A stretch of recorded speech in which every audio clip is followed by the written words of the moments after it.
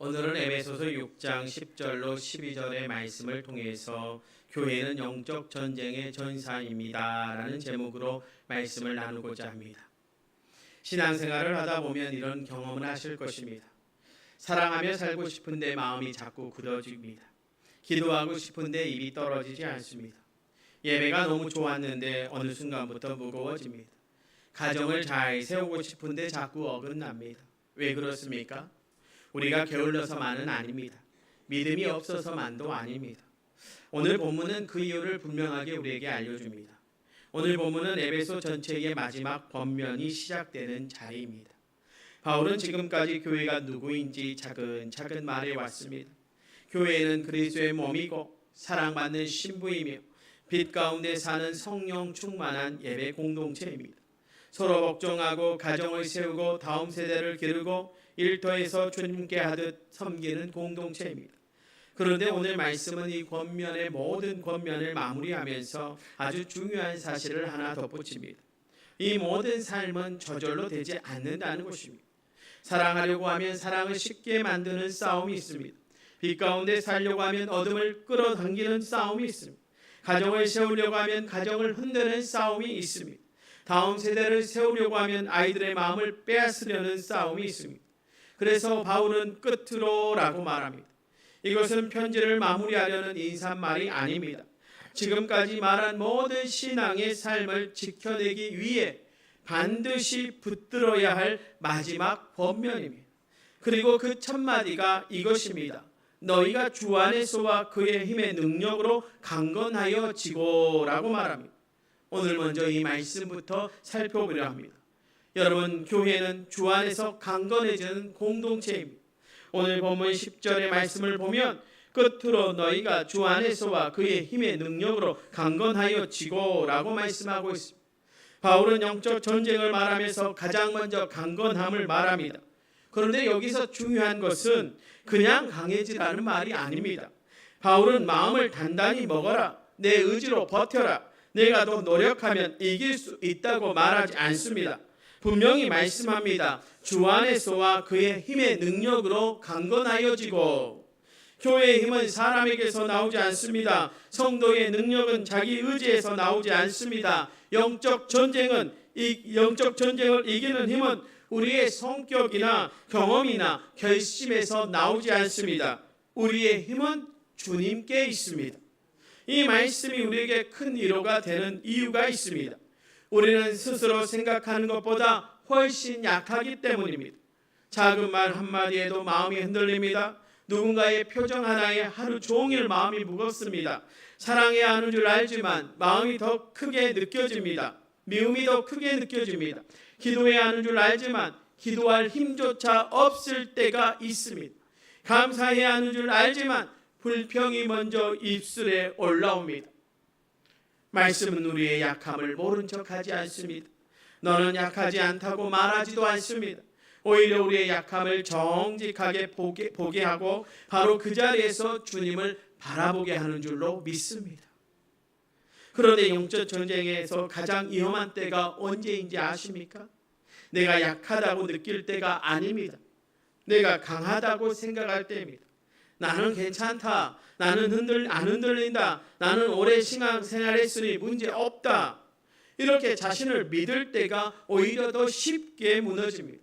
여러분, 베드로를 한번 생각해 보십시다. 그는 예수님께 말했습니다. 모두 주를 버릴지라도 나는 결코 버리지 않겠나이다. 그 고백이 거짓입니까? 아니었습니다. 거짓이 아니라 진심이었습니다. 정말로 주님을 사랑했고 정말로 끝까지 따르고 싶었습니다. 그런데 그는 자기 자신을 너무 믿었습니다. 자기의 의지와 충성을 너무 의지했습니다. 결국 그는 무장한 병사도 아닌 작은 여종의 말 앞에 주님을 3번 부인했습니다. 베드로가 몰랐던 것은 주님이 약하시다는 사실이 아니었습니다. 자기가 약하다는 사실이었습니다. 영적 전쟁에서 정말 위험한 것은 내가 약한 것이 아닙니다. 내가 약하다는 것을 모르는 것입니다. 그래서 바울은 우리를 자기 확신의 자리로 부르지 않습니다. 주님 안으로 부릅니다. 교회가 아무리 많은 일을 해도 주님 안에 있지 않으면 지칩니다. 성도가 아무리 열심히 살아도 주님의 힘을 의지하지 않으면 무너집니다. 사역이 많고 봉사가 많아도 주님 안에서 강건하지 않으면 마음은 메마르고 관계는 흔들리고 예배의 감격은 식어버립니다. 그러므로 우리는 계속 주님에게 붙어 있어야 할 줄로 믿습니다. 가지가 나무에 붙어 있어야 열매를 맺는 것과 같습니다. 나무가지가 스스로 힘을 만들어내는 것이 아닙니다. 나무에 붙어 있을 때 뿌리에서 생명이 올라옵니다. 우리도 그렇습니다. 기도 안에 머물 때 마음이 정돈됩니다. 말씀 안에 머물 때 믿음이 살아납니다. 예배 안에 머물 때 영혼이 다시 하나님께 향합니다. 한 가지는 분명히 해두어야 합니다. 주 안에서 강건해진다는 것은 문제가 하나도 없어진다는 것이 아닙니다. 더 이상 흔들리지 않는다는 것도 아닙니다. 눈물이 사라지고 두려움이 없어진다는 뜻이 아닙니다. 주 안에서 강건해진다는 것은 흔들릴 때 붙드는 분이 계시다는 것입니다. 흐느질 것 같을 때 다시 설 힘이 있다는 것입니다. 내 힘이 다했을 때 주님의 힘으로 일어날 수 있다는 것입니다. 그런데 우리가 어떻게 주님 안에 머물 수 있습니까? 사실 우리가 애써서 주님 안으로 비집고 들어가는 것이 아닙니다. 주님께서 먼저 우리를 택하셔서 사랑하셨고 그분의 능력 안으로 불러들이셨습니다. 우리는 은혜로 이미 주님 안에 있는 자들입니다. 그래서 강건함도 내가 만들어내는 것이 아니라 이미 나를 붙들고 계신 그분 안에서 주어지는 걸로 믿습니다. 그러니 우리가 할 일은 그 자리를 떠나지 않는 것, 이미 부어진 그 은혜 안에 머무는 것일 줄로 믿습니다. 그러니 우리가 물어야 할 질문은 나는 얼마나 강한가가 아닙니다. 나는 지금 주님 안에 있는가? 여러분은 지금 주님 안에 있습니까? 그것을 날마다 물어야 할 줄로 믿습니다. 그런데 바울이 우리를 강건하라고 말하는 데는 이유가 있습니다. 우리 앞에 실제적인 싸움이 있기 때문입니다. 바울은 그 싸움의 실체를 다음 절에서 이렇게 밝힙니다. 여러분, 교회는 마귀의 관계를 분별하고 대적하는 공동체임을 기억하십시오. 오늘 11절의 말씀을 봅니다. 마귀의 관계를 능히 대적하기 위하여 하나님의 전신갑주를 입으라라고 말씀합니다. 여기에 바울은 관계라는 말을 씁니다. 관계는 속임수입니다. 교묘한 전략입니다. 마귀의 공격은 언제나 노골적으로 오지 않습니다.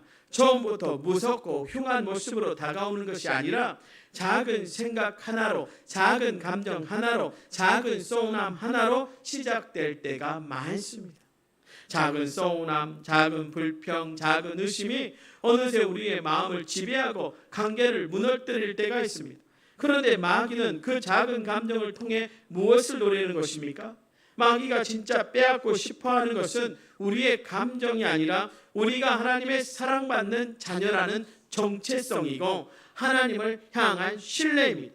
그래서 작은 틈으로 들어와 결국 하나님이 정말 나를 사랑하시는가를 의심하게 만드는 것입니다. 그래서 마귀는 이런 속삭임으로 다가옵니다. 이 정도는 괜찮아. 그 사람은 용서할 필요가 없어. 기도해도 달라지는 게 없잖아. 교회도 결국 사람이 사는 곳이야. 너는 사랑받을 자격이 없어. 이런 생각들은 처음에는 아주 작게 들어오죠.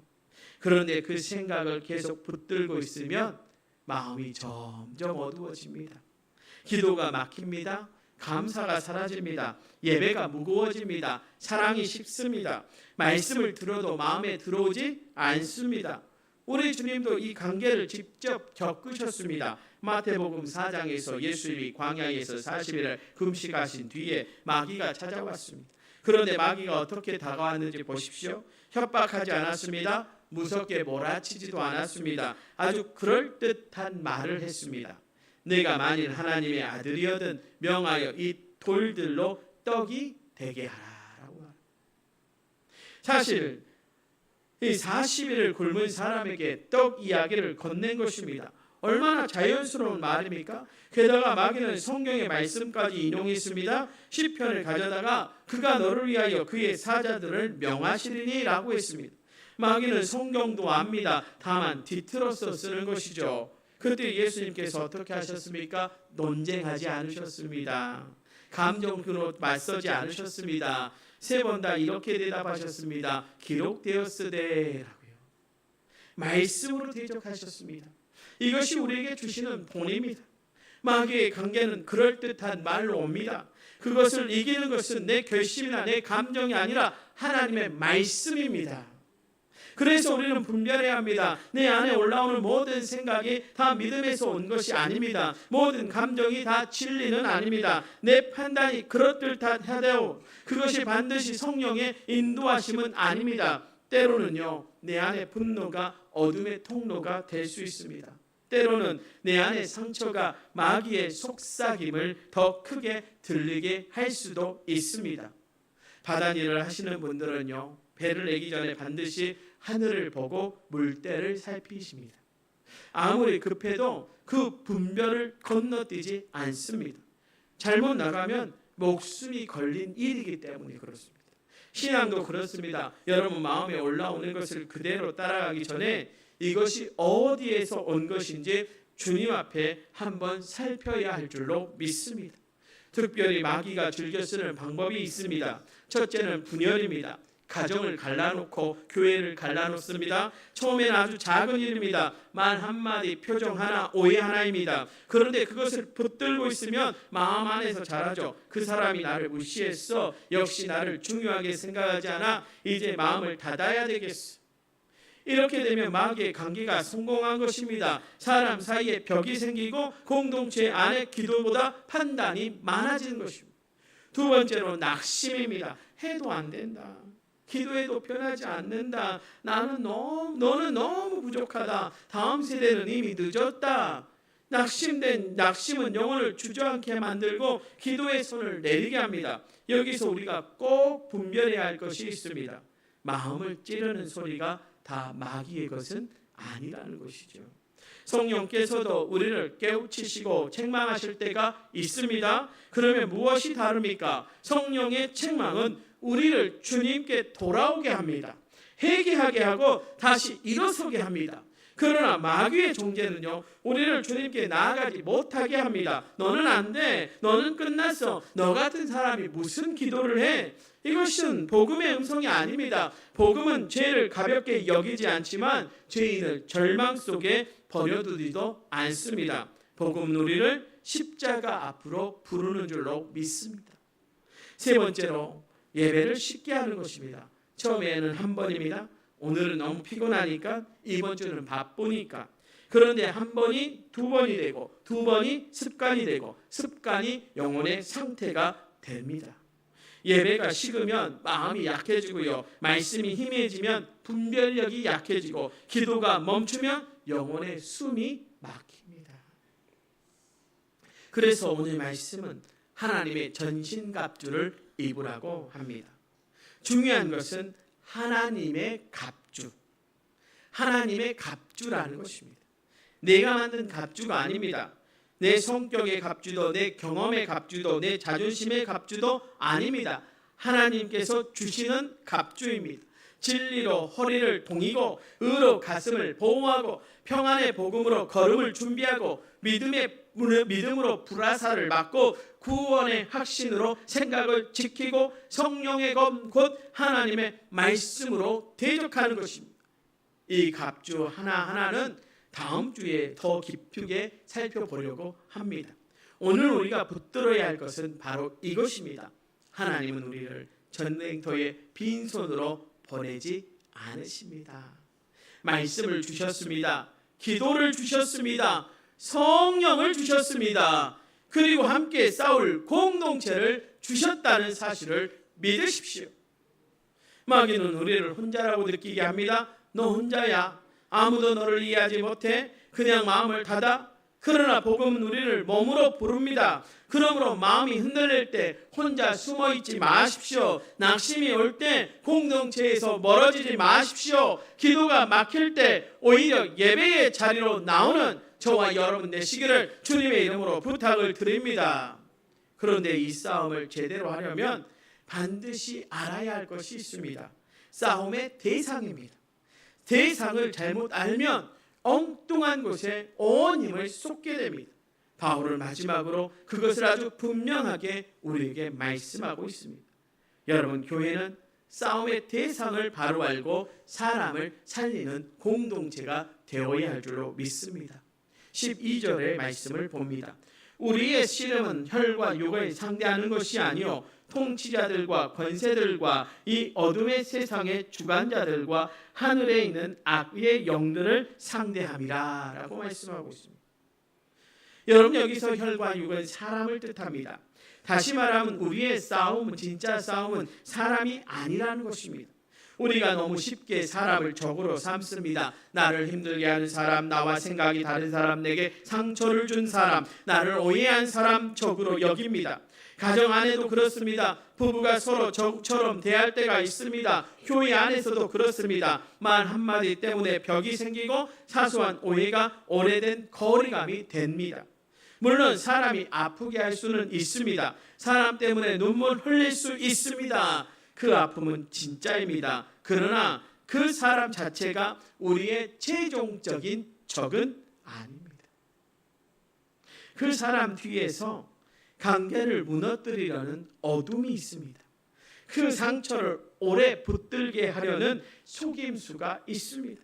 작은 오해를 큰 분열로 키우는 관계가 그 속에 있다는 것입니다.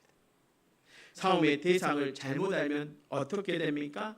사람과 싸우느라 기도를 잃어버립니다. 상대를 이기려다가 사랑을 잃어버립니다.